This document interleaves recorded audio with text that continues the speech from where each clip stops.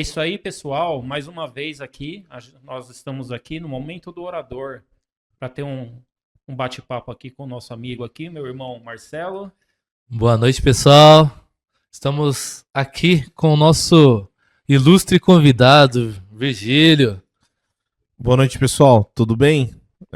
Mais uma vez aí para falar sobre igreja doméstica, para falar sobre como nós vivemos o nosso momento católico dentro das nossas casas. Boa. É isso aí. E aí, Virgílio, então, começando, bom, você tá aí com a gente já, né, na caminhada aí. E para começar esse tema, a gente queria que você falasse aí primeiro da sua chegada na Igreja Católica, como foi como é, né, antes de tudo, o início na religião. Vamos lá, pessoal. Minha família sempre foi muito católica, né? Minha mãe sempre muito religiosa, minhas irmãs. Porém, eu vivenciei todos os sacramentos da igreja, né? Batismo, primeira Eucaristia, crisma. Me casei, tive meu matrimônio na igreja católica, porém não vivenciava a igreja como ela deve ser vivenciada. Não frequentava as missas aos domingos, não servia em nenhum movimento, em nenhuma pastoral. E ia na missa mais quando era casamento, batizado, primeira Eucaristia de algum sobrinho. Não vivenciava a doutrina católica como ela deve ser vivenciada. Em 2022, pós-pandemia, minha esposa foi chamada, né, para participar do movimento da Igreja Católica, que é o Encontro de Casais com Cristo. Certo. Eu fiquei bem... Eu não queria participar, sinceramente. Não era o que eu queria fazer, mas minha esposa foi reticente e pegou a ficha, preencheu. Era um amigo dela de infância, de escola, que estava trabalhando. Sim. Certo. E nós fizemos.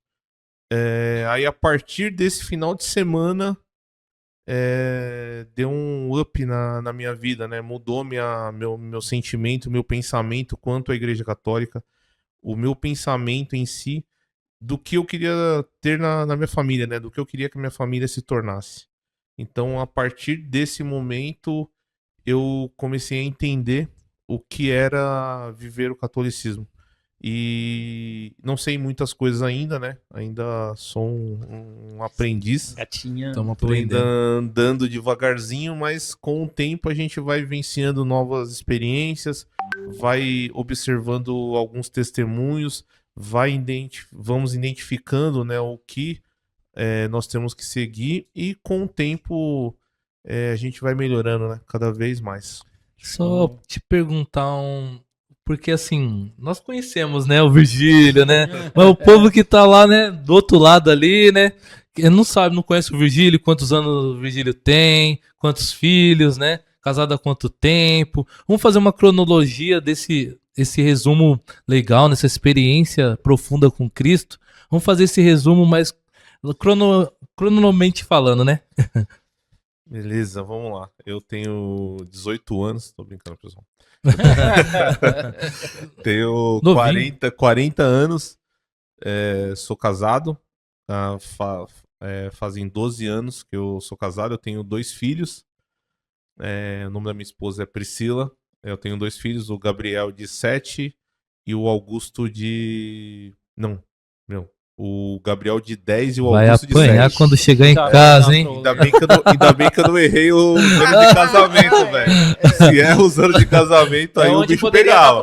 Aí dava problema, mas as idades das crianças ainda tá tranquilo. Uma pizza paga. Uma pizza paga. Uma ida no McDonald's. Então, o Gabriel com 10 anos, o Augusto com 7. E... tenho 40 anos, né? 12 anos de casado. Moro em Barueri, mas sirvo aqui em Carapicuíba, na igreja, na paróquia Santo Antônio. Isso. Bacana. Legal. E o Virgílio, agora eu conheci, né? Agora eu sei quem é o Virgílio. E o Virgílio adolescente, como que foi? a sua, assim, vamos tentar caminhar numa estrada aí, vai lá, a sua adolescência, conta aí um pouco pra nós, porque assim, porque eu falo pra gente voltar lá na nossa adolescência, né, porque às vezes a pessoa que tá lá do outro lado, né, tem a mesma história parecida com a nossa, aí vai se identificar, né, Virgílio? Então, minha adolescência, eu só precisava jogar futebol.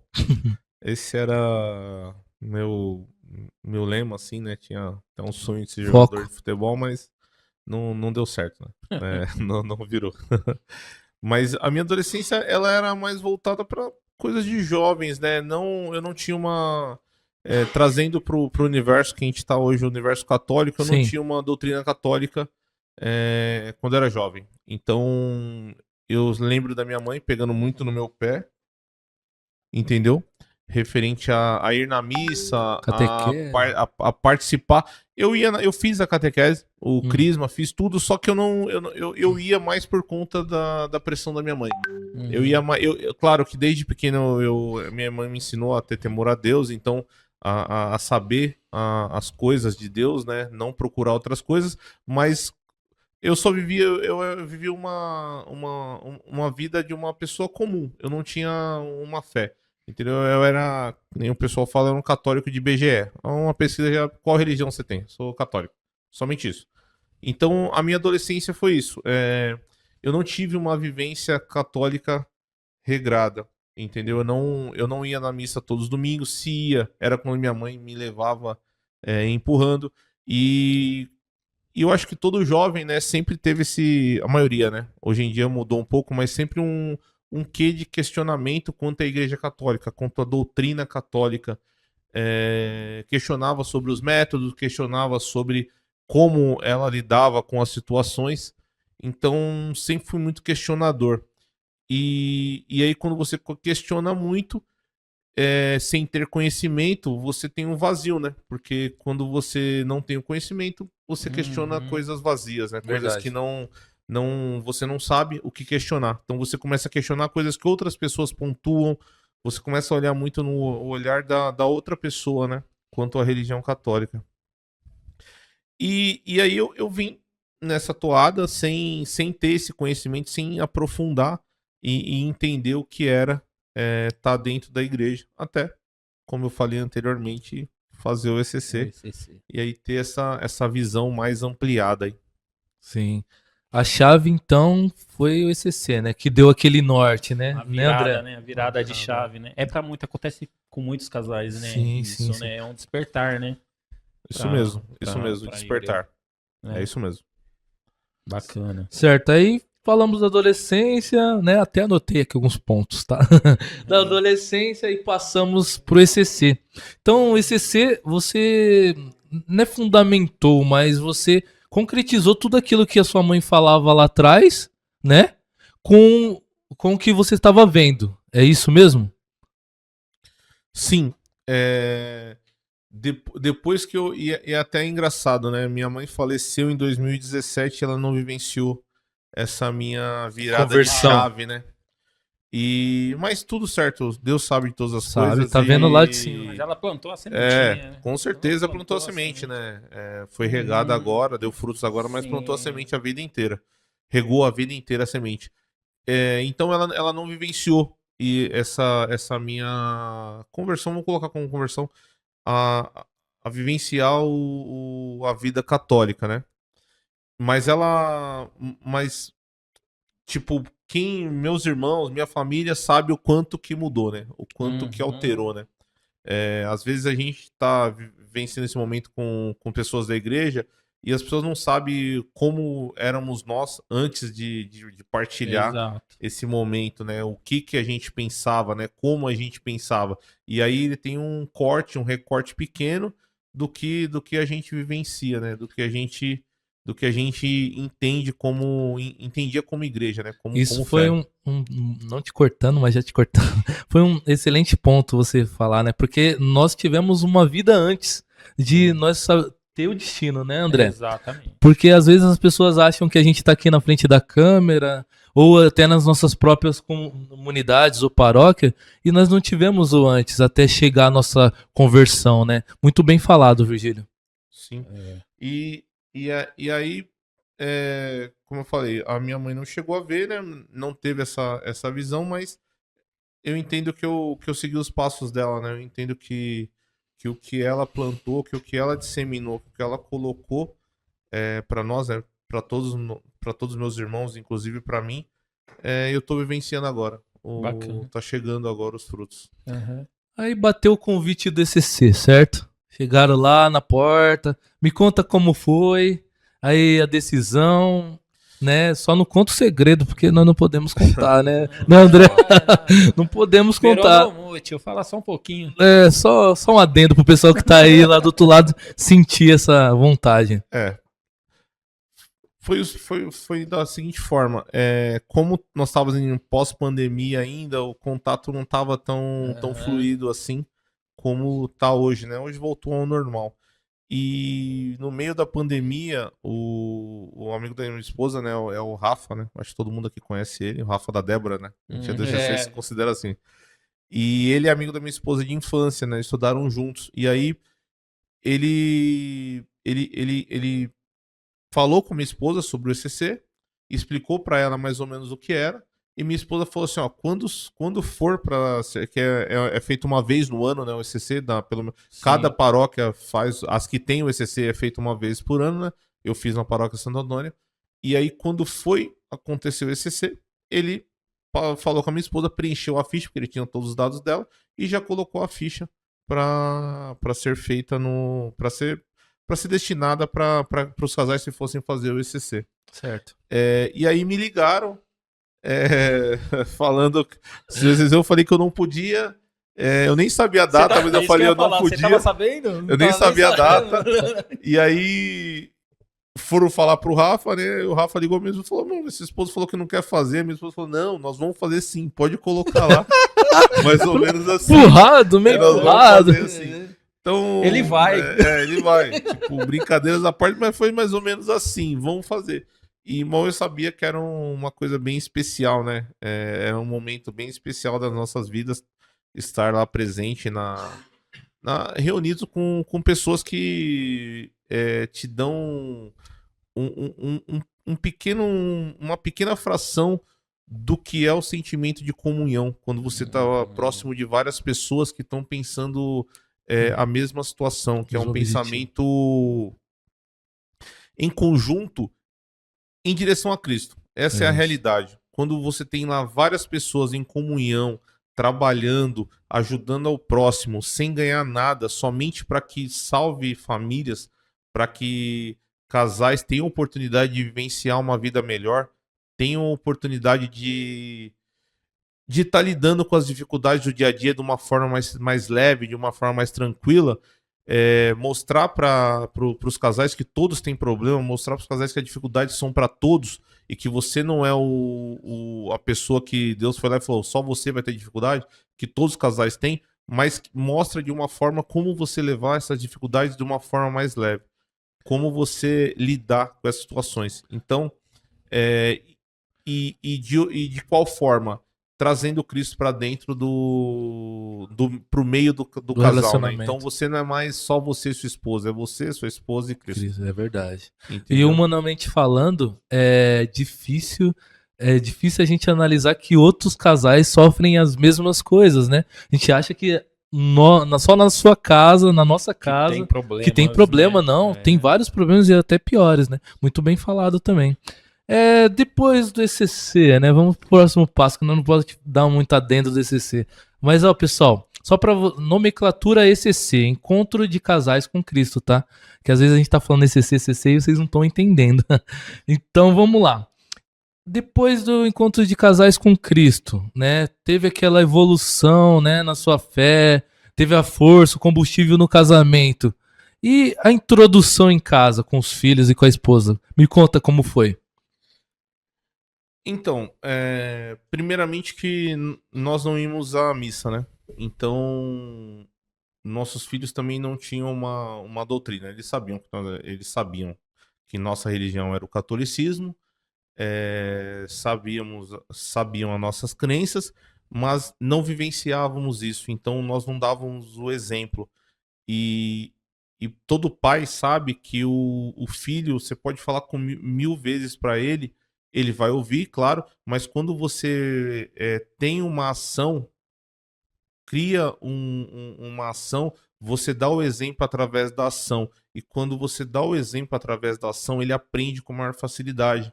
Então não adianta eu ficar falando, meu filho, vai na missa, vai na missa, vai na missa, se domingo eu não vou na missa. Verdade. Entendeu? Ele vai me questionar, falar, mas por que você manda eu ir e você não vai? Entendeu? E aí, pós-ECC, nós entendemos que era obrigatório ir na missa. Era obrigatório o domingo nós irmos na missa. Porque é uma coisa tão rápida que não tem por que você faltar. Então, ou você. E missa não é só um horário fixo. Você tem horário de 7 horas da manhã, 9 horas, 10 horas, 11 horas, meio-dia, 15 horas, 18, 19. Então você tem vários horários que não tem justificativa de você falar assim, eu não vou na missa porque... Não tem justificativa. A não ser que você esteja doente ou um problema de saúde que você não consiga comparecer à igreja. O trabalho também. O trabalho também, dependendo do horário que você trabalha. Porque se você trabalhar só meio período, você pode ir à tarde. Isso mesmo. E aí, dentro do ECC, a gente aprende vários tópicos. E um dos tópicos é esse, a igreja doméstica. Não é para você largar a igreja ou você vivenciar o momento ali na sua paróquia, mas é para que você traga aquele pedacinho da paróquia para dentro da sua casa. Como? Fazendo uma oração diária junto com seus filhos, tendo um altar ali onde você vai lá e para um momento do seu dia para fazer uma oração, para agradecer por tudo que você tem, mostrar para o seu filho tudo que ele tem. E da onde que vem isso? Da onde que o pai e a mãe tiram força para trabalhar, para fazer as coisas diárias de casa, para poder dar aquele conforto para ele? Então, tudo começa ali. Então, você ensinar como rezar, mostrar para ele as orações que existem, mostrar para ele que existe o terço, mostrar para ele a Bíblia, entendeu? Identificar para ele o que é a Bíblia, como que a Bíblia pode nos ajudar nos nossos problemas, nas nossas dificuldades. Mostrar para ele que quando você está com dificuldade, se você fizer uma oração, talvez aquela dificuldade não sane ali no momento, mas pelo menos vai te dar um conforto, vai te dar uma tranquilidade maior para você poder passar pelo aquele momento. Então, dentro de casa, você tem que trazer a igreja para dentro da sua casa. E ali dentro você... claro, eu não tô falando para você ser um santo, que é muito complexo você ser um santo. A gente só tenta se espelhar. Vai ter momento de briga, vai ter momento de nervoso, tudo isso daí vai ter, mas lembrar que isso daí é passageiro e que isso daí tudo vai se arranjar no decorrer do tempo. Então, esse é o meu entendimento como a igreja doméstica, é o meu entendimento como doutrinar seu filho dentro da sua casa, de uma forma que ele vivencie tudo que ele tem na sua casa na rua também, entendeu? Para que ele seja um bom cidadão, para que ele tenha educação, para que ele trate os idosos corretamente, trate a todos da mesma forma. Sim.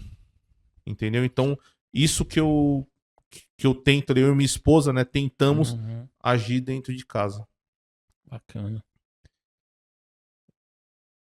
Para você, então, como que a oração, como que você consegue implementar? Você já falou, né? Chama os garotos para rezar um terço, um creio e tal. Mas como assim ela manifesta? Em que momento isso é bacana para você colocar dentro de casa? Você consegue conciliar isso dentro das tarefas que a gente tem, né? Correria, verdade, sua, da sua esposa, tal, tudo. Como que você consegue conciliar tudo isso?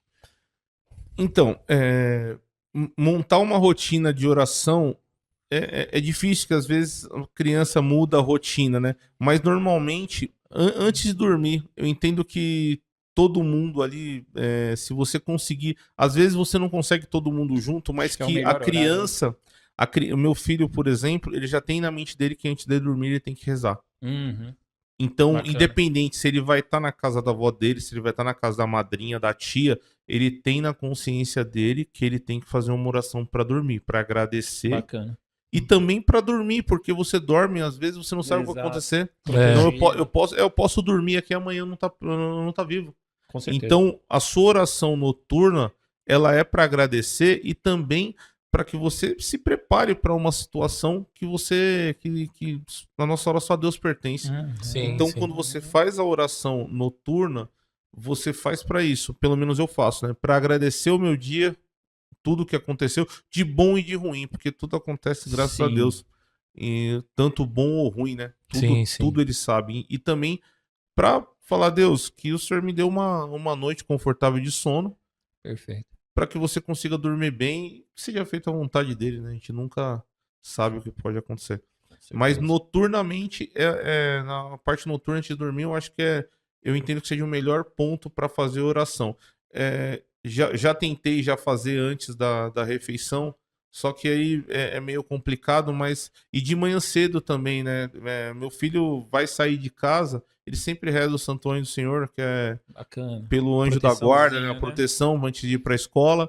E é uma coisa que já tá implícita a ele, entendeu? Então, Aham. e aí meus filhos. E outra coisa também, o exemplo, né? Seu filho te vê rezando, te vê fazendo uma oração. Então, quando ele te vê fazendo, ele fala: pô, meu pai não faz coisas que são ruins. Verdade. Tudo que ele faz tem algum exemplo. significado, é exemplo, entendeu? Então, trazer esse momento Bacana. Show pra de dentro da bola. sua casa. Uma outra coisa que eu ia perguntar pra ti, certo, né? A gente vem do momento de conversão, depois passamos, né, pra família, toda na interação. E hoje com a internet, como que você passa isso pros seus filhos, né? Porque na escola tem bastante, né, colegas que têm outro tipo de vida, né? E às vezes a gente estamos querendo, às vezes não, estamos destinando os nossos filhos para Deus. Então, assim, como você vai lá, ô filha, a internet desse modo e tal, como educar nessa igreja doméstica? Então, é um desafio gigantesco, né?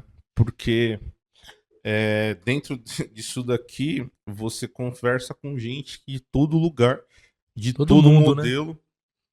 E normalmente, cara, as coisas que não são de Deus, elas são mais atrativas. Sim, seduza. Te seduzem mais, né? É mais fácil você gostar.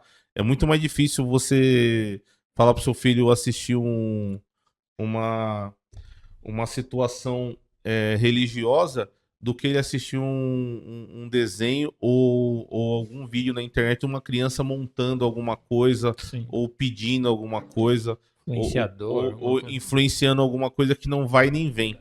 Então, como que a gente faz? Tem controle parental, Uhum. que você consegue verificar o que seu filho tá assistindo, né? Sim. Controle de conteúdo, né, que Controle fala. de conteúdo, Sim. você consegue ver o que seu filho está assistindo e também o seu filho não deve ter privacidade, porque hoje em dia alguns pais falam: meu filho não tem que ter privacidade, ele é criança, cara. Isso mesmo. Você tem que estar sabendo de tudo que acontece na vida dele. Então, Viu, o celular Davi? dele, Você em casa, viu? Porque... o celular, É, o celular tem mais dele gente não tem ouvindo que isso ter, aí que o celular sabe que é dele não pra tem ele. que ter senha, o celular dele tem que ser um livro aberto. Eu tenho que pegar o celular dele e olhar a hora que eu quiser, quando eu quiser, da forma que eu quiser, olhar histórico, olhar tudo, porque isso daí eu tô protegendo meu filho. Sim. Verdade. Entendeu? Então você tem que trazer seu filho tem que entender que isso é para segurança dele, que você tá ali para zelar por ele, entendeu? Uhum. Então o conteúdo é muito complicado, porque às vezes um conteúdo inofensivo ele pode estar com uma mensagem ali subliminar, alguma mensagem que vá direcionar seu filho para algum pensamento. Então, o que o seu filho está assistindo muito, assiste junto. Isso que eu faço. Meu filho está assistindo um desenho, eu vou assistir e vou ver o porquê que ele acha interessante. Se eu olhar lá alguma coisa que tem alguma influência de alguma forma que não é Negativo, né? uma influência que não está dentro das bases cristãs ou que não rege com o pensamento meu e da minha esposa, então aquilo ali não assiste mais. Então, não adianta só a gente mandar o nosso filho parar, a gente tem que começar a explicar, a mostrar, a vivenciar com ele as coisas que ele vê pra gente poder mostrar pra ele que aquilo não é certo. Entendeu? Então, hoje tem várias plataformas digitais que tem muita coisa ruim, muito desenho, que as pessoas querem trazer uma doutrinação que às vezes são contra a fé cristã que a gente Verdade. segue. Então, vigiar. Entendeu? Sim. Tem que vigiar o tempo inteiro o que o seu filho tá fazendo, tanto na internet quanto também com os amiguinhos, né? Então conhecer os amigos, entender quem é o amigo, verificar se o amigo tem pai, Trazer se em tem casa mãe, muitas vezes, né? Um lanchinho. verificar se o amigo até a religião, porque às vezes dependendo da religião que às vezes pode influenciar seu filho para uma outra coisa, entendeu? Que você não sabe o que é. Então, não para recriminar, porque cada um tem a sua religião, a gente não consegue não dá pra gente entender que todo mundo tem que ser católico, mas É, pelo menos entender a religião e poder explicar pro seu filho quando ele tiver dúvida. sim, Isso sim. que a gente tem que ter esse parâmetro. Bacana. Eu acho legal esse final que você falou, que nós, para os nossos filhos, nós temos que educar, né, André, na fé que Exato. nossos pais nos ensinou. Porque se hoje estamos aqui, né, foi por causa dessa primeira catequese que nossos pais nos fez, né? Então por que nós não também vamos passar aos nossos filhos, né, Com André? certeza, com certeza. Tem que buscar o melhor, né, para os nossos filhos e o melhor é Jesus sempre, né? Sempre, verdade. Bacana.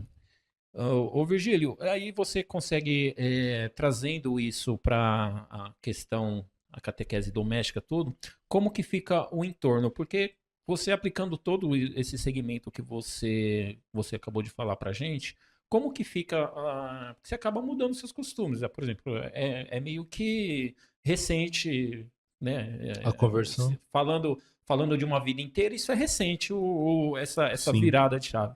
Então, quer queira, quer não, você acaba mudando alguns costumes. Como que você consegue administrar isso com as pessoas que estão em volta, quero dizer, amizades, trabalho, todas essas coisas. Boa. Então, isso daí não é da noite pro dia, né? Não, no passo a Né? passo. É que nem você falou a questão da oração na mesa. Pô, você já colocou a oração no final da noite. Já algumas no início do dia. Na mesa é no passo a passo. No passo a Acho que passo. isso também, né? Isso daí também, porque o que acontece? Imagina só, nós ficamos a vida inteira pensando de uma forma. Entendeu? Não quer dizer que nós éramos pessoas más ou nós éramos Não. pessoas ruins. Nós só não tínhamos colocado na nossa vida. Prioridades. E a religião, a gente não tinha encaixado junto com o que a gente No vivencia. centro, né? Uhum. Entendeu? E aí, você, no seu trabalho, na sua amizade, você tem que saber meio que peneirar ali algumas amizades.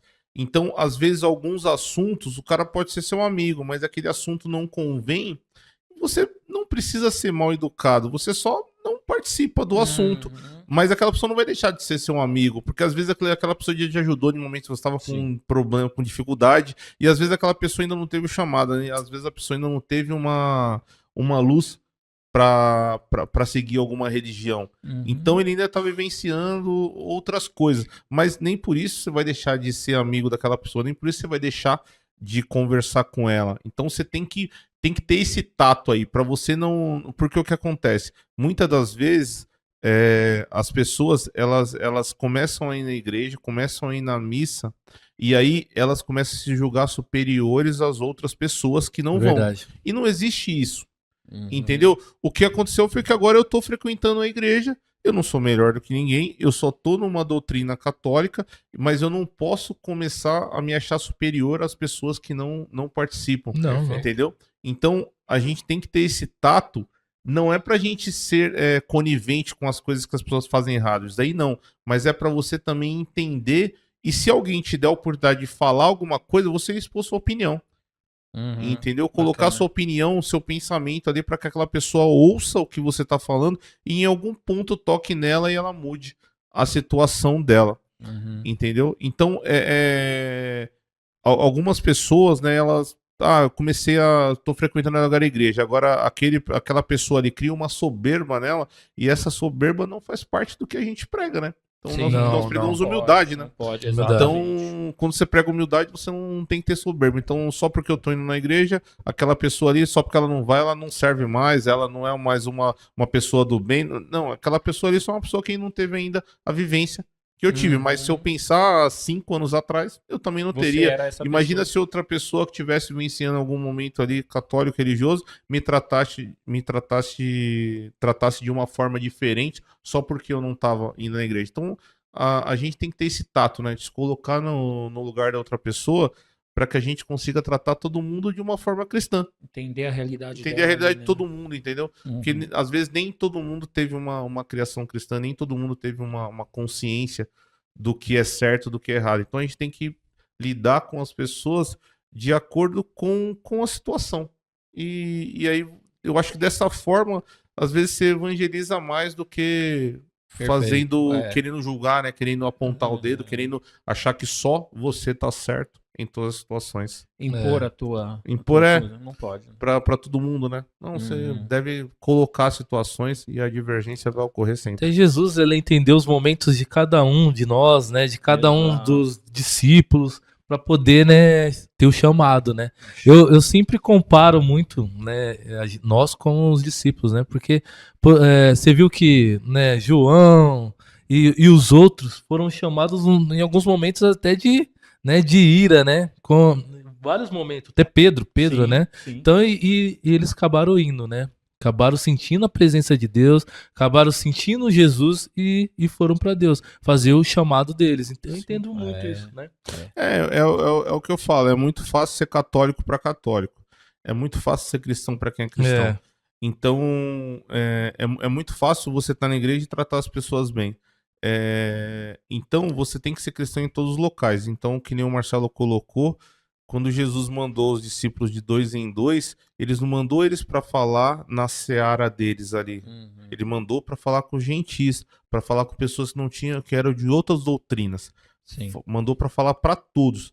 Então, você ser cristão com quem é cristão é muito simples. Verdade. É muito fácil, entendeu? E convencer quem Então, pensa igual a você. Você tem que sair de uma bolha, você tem que pescar fora do aquário. Então, você tem que falar com outras pessoas.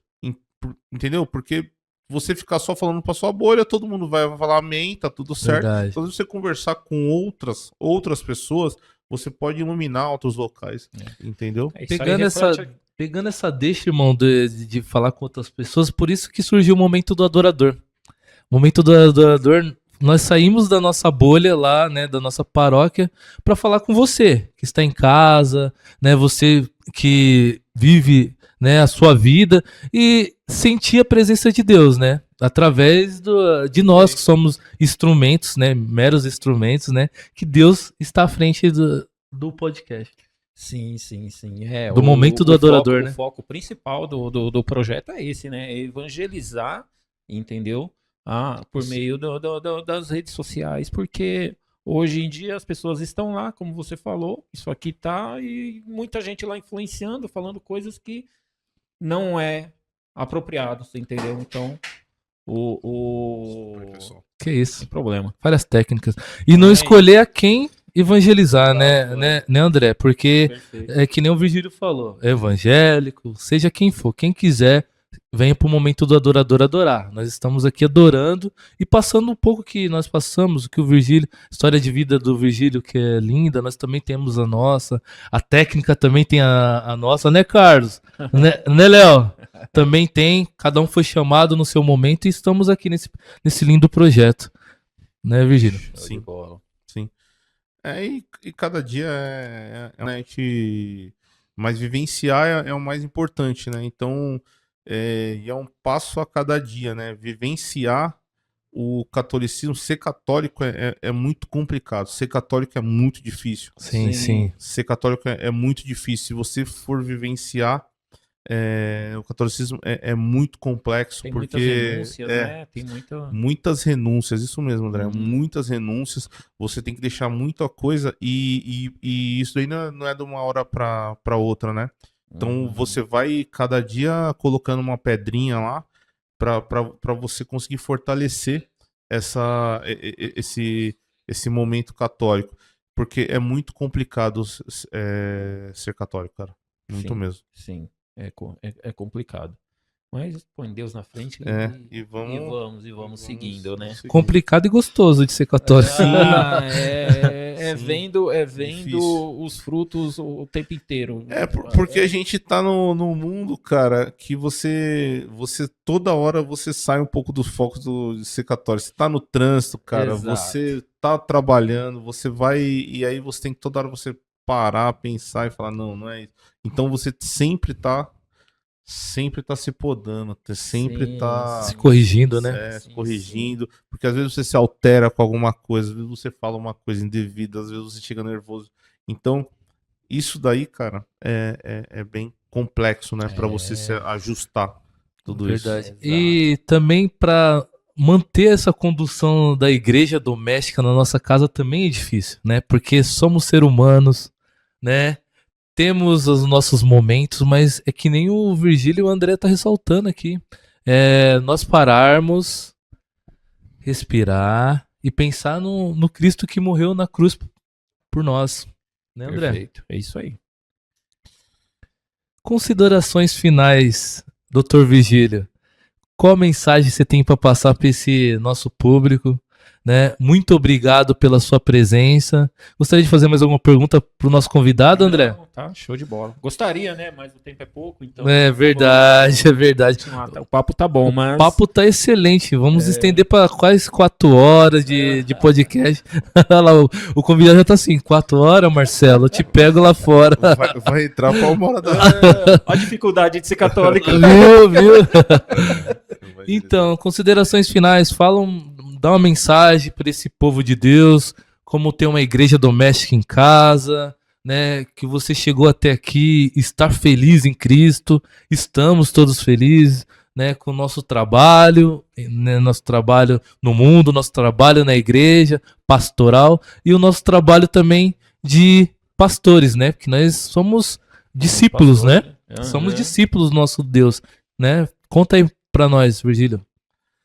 Pessoal, a mensagem que eu posso deixar é que nem minha mãe falava, né? É colocar Deus na frente de todas as coisas, entender que tudo que acontece é vontade de Deus. E se você entender isso, você vai levar os problemas e as dificuldades muito mais fácil. E deixar que o Espírito Santo haja dentro de você e que seja feita a vontade de Deus em todos os momentos da sua vida. Com esse pensamento aí, você vai levar a vida muito mais leve e muito mais tranquila, entendendo que tudo acontece sempre na vontade e no momento que ele quer. Maravilha, amém. Amém. É isso aí. Obrigado pela sua presença, sua dedicação, né? Você faz parte, né, desse momento do adorador. Deus abençoe e Deus te pague, tá? André, tem as suas considerações finais? É isso aí, mandar um abraço a todos que estão nos acompanhando. Agradecer primeiramente a Deus por todos nós estamos aqui, o pessoal da técnica, o Virgílio. Agradecer muito a presença dele aí, disponibilizar esse tempo aí para falar com a gente. E é isso aí. Na próxima estaremos aqui de novo. Pessoal, queremos agradecer a todos os integrantes do Momento do Adorador, né? Ao Léo da técnica, ao Carlos, né? Ao André, ao Virgílio e a Deus, né? Primeiramente, iniciamos esse podcast com o nosso Santo Terço, né? Que foi abençoado hoje. Também o Felipe, quero agradecer também o Felipe, que Deus abençoe a vida dele, nosso irmão querido. Deus lhe Abraço, pague. Felipão.